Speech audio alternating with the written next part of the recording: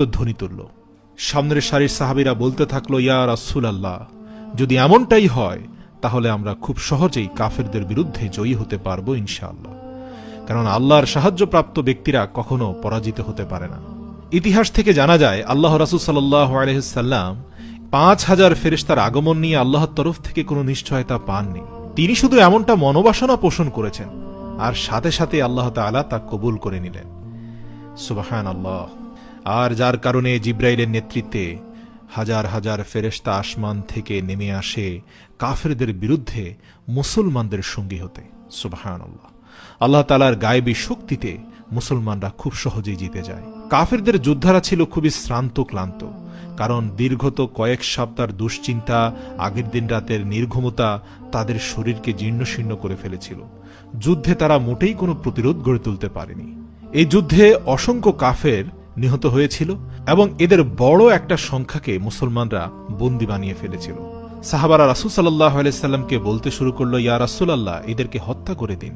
আবার কেউ কেউ বলল, এদেরকে গোলাম বানিয়ে নেওয়া হোক।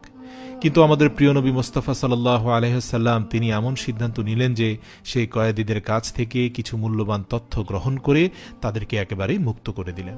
সুবহানাল্লাহ, কি সুন্দর সিদ্ধান্ত, কত উদারতা!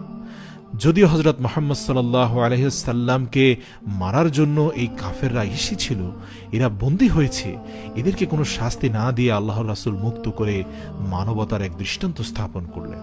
অতঃপর আল্লাহর রাসূল সালাতে দাঁড়িয়ে গেলেন এবং সালাত শেষে মুস্কি হাসতে থাকলেন। সাহাবারা জিজ্ঞেস করল, ইয়া রাসূলুল্লাহ, আপনি হাসছেন কেন? আল্লাহর রাসূল বললেন, যখন যুদ্ধের পর সমস্ত ফেরেশতাদেরকে জিব্রাইল সঙ্গে নিয়ে চলে গেল, তখন আল্লাহ তাআলা জিব্রাইলকে যেতে বাধা দিল আর বলল যে তুমি যে কাজ করতে গিয়েছিলে সেই কাজটি সম্পন্ন না করে কি করে ফিরে আসলে? এটি শুনে জিব্রাইল আমিন বলল, ইয়া আল্লাহ, আমি তো মুহাম্মদ সাল্লাল্লাহু আলাইহি সাল্লামকে সাহায্য করার জন্য গিয়েছিলাম আর সেটা সম্পন্ন করে এসেছি।